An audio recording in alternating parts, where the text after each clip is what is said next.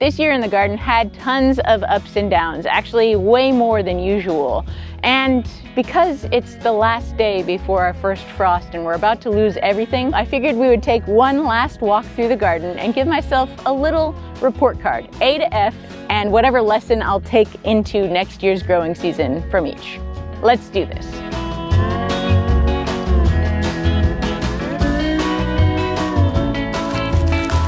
Right off the bat, growing grapes on an arbor like this looks really cool, but is not actually a very efficient way to grow the actual fruit that I feel like is the reason that we would grow grapes if we're not trying to just grow a picturesque garden. So don't grow your grapes this way, but do grow your grapes more like this.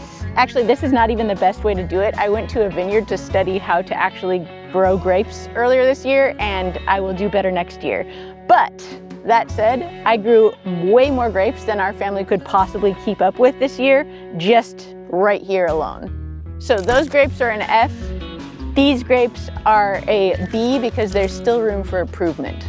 Normally, I'm the world's biggest proponent of cut and come again when it comes to lettuce, so we never pick more than 1/3 of the plant at a time. We take it in. But every once in a while, I grow a truly perfect head of butter crunch lettuce. And in the South, that is actually a very, very difficult thing to do. This had to be picked as a full head because this is exactly what butter crunch lettuce should actually look like.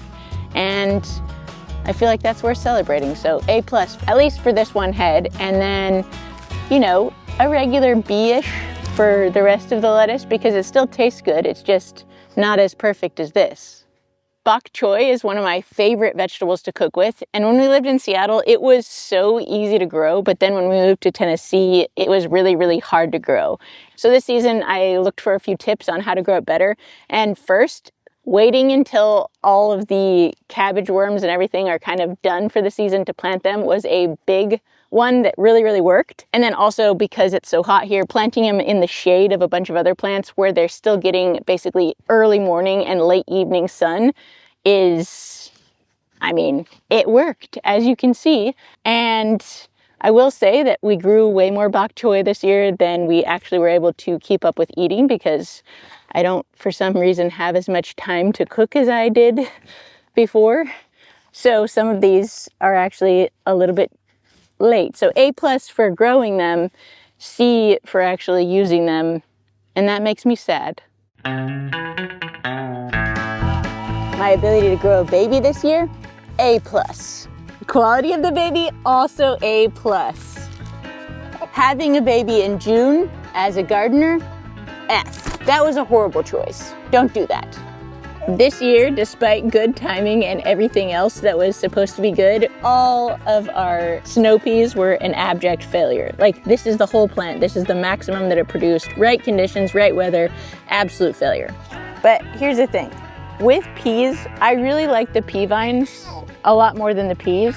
But I'm just gonna go through and harvest all of the entire plants so you can see how ridiculously pathetic all of these plants were.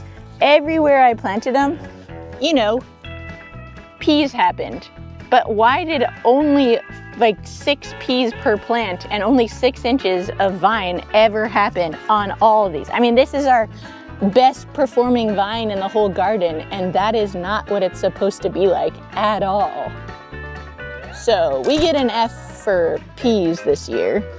As we walk past the pawpaw tree, I cannot not give myself an A+++ for my ability to frolic through the woods with a paintbrush collecting pollen and then bringing it home and becoming the mommy and the daddy of so many delicious pawpaw fruits this season.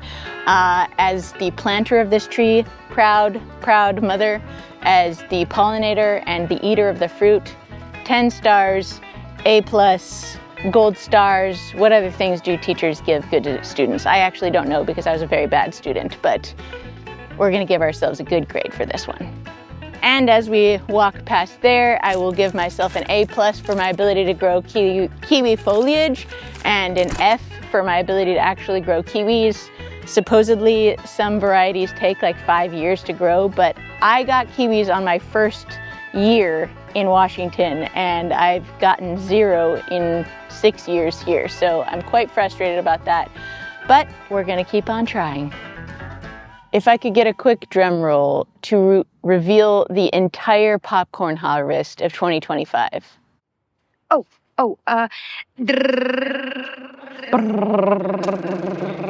Joy to the world.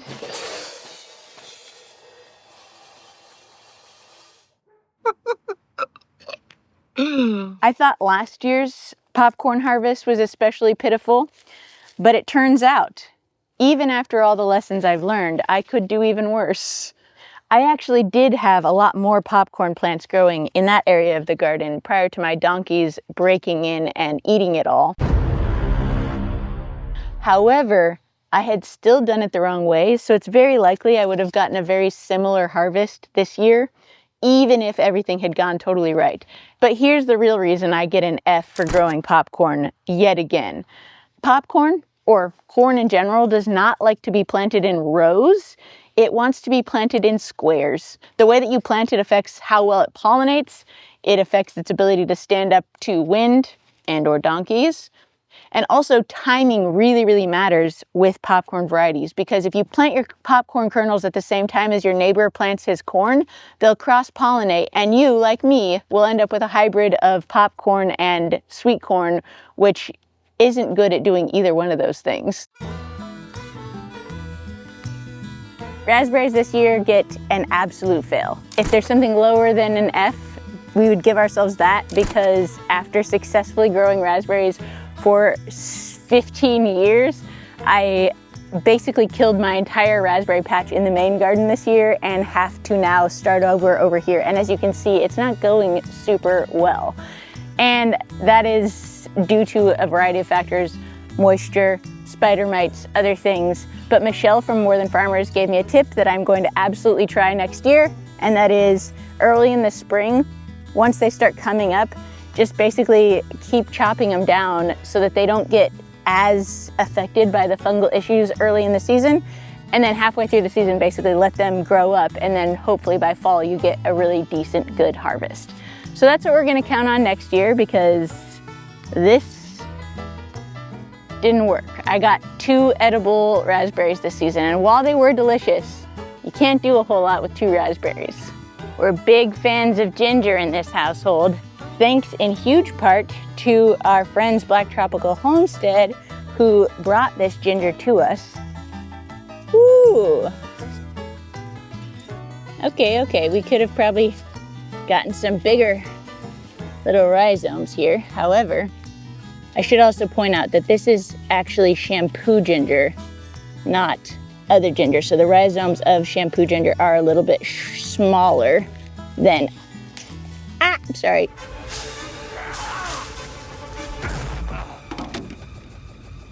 The cool thing is, as we harvest these, we can replant the smaller ones and mulch them really well, and then that'll just grow right back again next year. There's actually a lot more than I thought there was, and granted, if this were actually the eating kind, not the shampoo kind of ginger, and we were going to eat a ton of it, this would be enough for like 3 weeks of Asian cooking, so I would be really disappointed with it. But as a new mom, I'm pretty sure I'm not even gonna have the time to take enough showers to use these before next season. So this is a win, and in that, I'll give it a B. My ability to grow dahlias is always an A++ every year. However, this year I actually learned a lesson from my popcorn failures that is going to massively help my dahlia growing endeavors in the future. Dahlias need tons of support. And in the past, I liked having these little pops of color in the middle of the garden. However, again, they need way more work to support them, so I can easily get the same color pops from zinnias, which need basically no support. And so next year, just like the corn, I'm gonna grow all the dahlias in a block instead of in rows, because lazy gardening, my friends. Let's stay lazy. This year, due to the donkey and dog invasion that happened while I was in the hospital having the baby, I had to break some of my own rules for the very first time. And one of those rules is we never water the garden unnecessarily. Well, because I was trying to restore my soil health after it had all been disturbed, while simultaneously trying to cover all that soil up with anything I could get to grow at that time, I planted a whole bunch of beets, carrots, and other things that are generally really, really hard for me to grow in the middle of the season in Tennessee. And in that, shock of all shocks, when I was actually daily watering my germinating seedlings, they germinated a whole lot better. So we have a much more robust beet harvest this time around. Now, did we actually grow enough beets to store them all year long and use them the way my babushka would prefer that I did? Absolutely not. There's maybe 60 beets in this whole garden, and that's enough for about 10 pots of borscht. So on ability to grow a delicious beet, perfectly shaped, nice all around, A+ on that. On our ability to grow enough beets this year to actually do a ton of stuff with, I will give that a C-. One of the reasons that my garden was so susceptible to the donkeys and the dogs getting in and causing so much destruction when I wasn't paying attention is because they're really, really smart. They watch me every time I come in and out of every gate. And eventually my donkey Howdy especially learned how to open and shut the gates himself.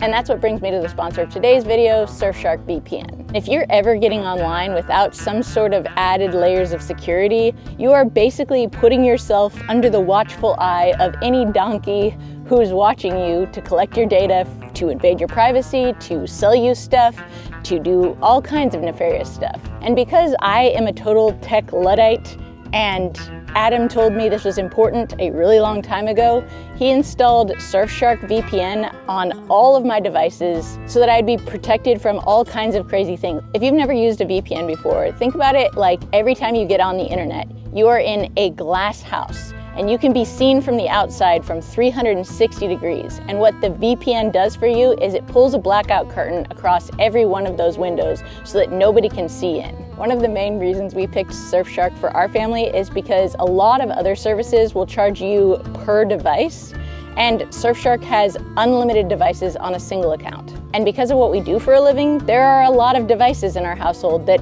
all need protection. So if you care about your online privacy, pull down those shades and use Surfshark VPN. Go to surfshark.com/alltrades and use the code ALLTRADES to get 4 extra months of service absolutely free. They have a 30-day money-back guarantee, so there's no risk to try it. A huge thank you to Surfshark for sponsoring this video. If I was a rule follower, we would have gotten 0 tomatoes this year. And so I genuinely think that part of the reason I am a successful gardener is because I'm a contrarian by nature. And of course that does require a little bit of bravery, but that bravery gets easier and easier to create out of thin air the more and more times you're right and everyone on the internet is wrong. If I were following the rules of tomato growing, I would have gotten 0 tomatoes. However, I've actually had tons and tons of tomatoes all season long. So the tomatoes get an A+ this year. In peak tomato growing season, I was in the hospital. We had horrible hornworms that were not addressed. There was tons and tons of blight on all of them. We should have not gotten any tomatoes. However, I knew that there's one rule with tomatoes that really, really works. If you can just keep taking the plant up off the ground, it truly doesn't matter if you have blight, as we very clearly do. But the plant won't actually fully die and it'll keep growing up as long as it has airflow where it's really, really important. And that's basically the first foot off the ground.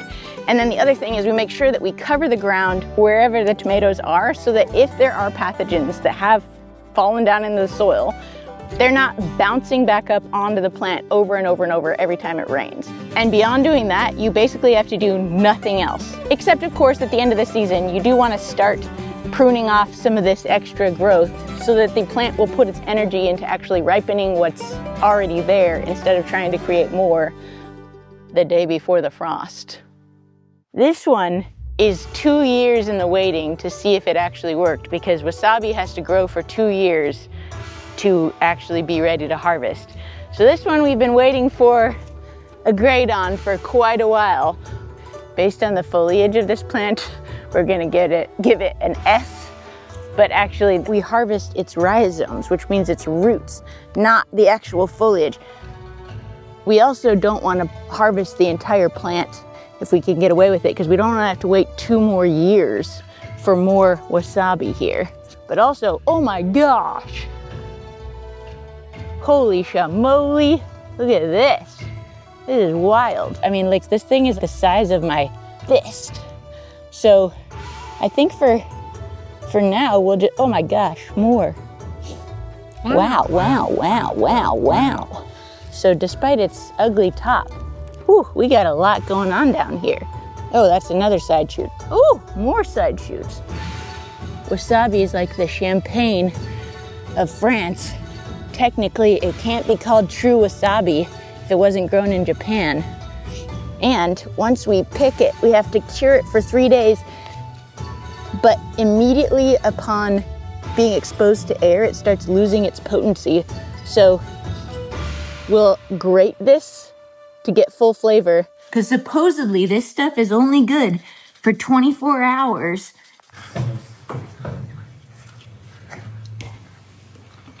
That green powder really doesn't do it justice. Like, this is so good. I will also say it does taste shockingly like a ground radish. A++. Should I eat a bite of it like a carrot? Yeah. I've made a huge mistake.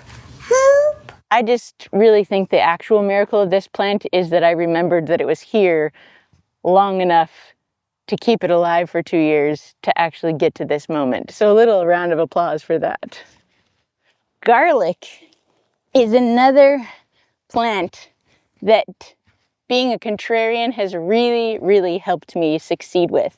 Because apparently, if I were following the advice of all of the gardeners on the internet, I should be growing soft neck garlic here in the South because it thrives at least a little bit more in the warm, humid southern climate that we're currently in. And it stores a whole lot better than hardneck garlic. That said, I grow hardneck garlic, which stores fantastically well, grows phenomenally well, and in my personal professional opinion, is just superior all around. Now, what am I doing right now? I'm pulling it up because a whole bunch of it went to seed right here and it's not going to actually have enough space to grow. So I'm actually just going to move these little garlics around a little bit and, you know, free garlic starts. Huzzah! And the fact that I have these free garlic starts is directly due to the fact that I grow hardneck garlic here in the South, like I shouldn't be apparently. And every year I miss a few of those scapes that grow up and put off seeds, and then those seeds blow all over, and that's how I get my next year's garlic. So obviously garlic is an A. Basically any successful peppering that we got this year is going to be an A+ for the plant, not for me as the gardener, because they were all volunteers. Peppers are yet another plant that really does thrive a lot better if you give it a lot more attention early in the season. If you do a lot more early pruning of the top foliage, it encourages these little guys to branch out and create more pepper flowers. So, you know, I would say this is a pretty decent harvest considering the fact that this plant was a volunteer. I will say my donkeys did a little bit of that early season pruning for us. So it did have that advantage there. But also, as you can see, there's basically zero airflow in this plant because it is insanely crowded. And so it should be really susceptible to blight, but for whatever reason it didn't. So this would be a great candidate for seed saving and growing more of, because obviously it really thrives in a situation where it's not getting any of the things it's supposed to actually need. But because all we need at this point is for them to dry, our lazy harvesting technique is going to literally be pulling this thing up out of the ground, taking it up to the house, turning it upside down, and I'll come back and get those dried peppers when they're actually dry. And we're not gonna waste our time with any other garbage now. That'll also give us the opportunity to have the plant send a little bit more energy into actually ripening a few more of the peppers with whatever energy it has left, as it's then slowly dying a painful death. Incidentally, what'll happen when I feed Adam all these peppers later on this season.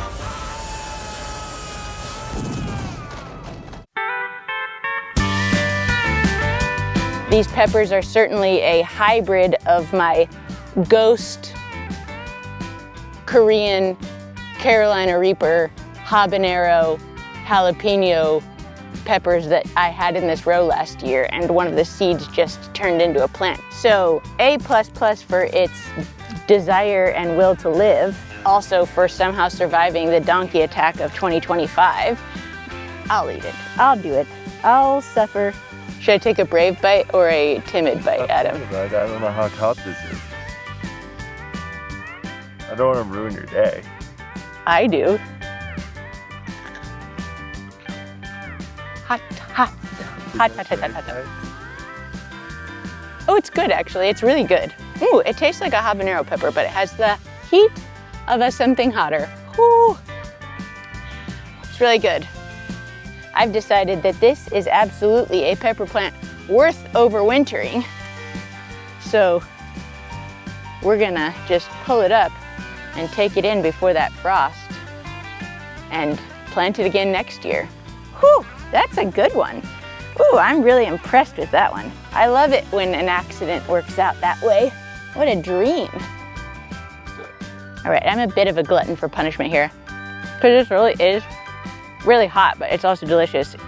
And when I say something's really hot, that's actually saying something, because my sister, who's much, much older than me and from Indonesia, used to put habaneros in my baby food so that one day I would be able to eat spicy food like an Asian. So I can outspice almost everyone I know, and that is a pride point for me.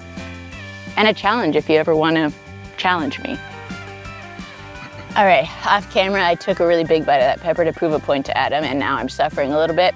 So, little known fact, when you are eating something really, really spicy, do not drink water to make it better. It makes it worse. But you can eat cucumbers.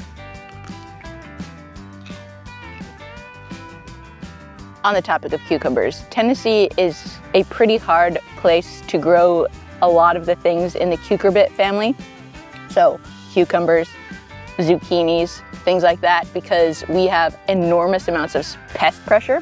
However, I picked up a trick from an old-timer farmer who said put dry wood ash around your cucurbit plants when they're first getting established, and it basically works a lot like diatomaceous earthwood, which basically all the pests walk over the dry wood ash and end up basically desiccating themselves, so drying them out. It was really easy to grow a ton of cucumbers and a ton of zucchini this year.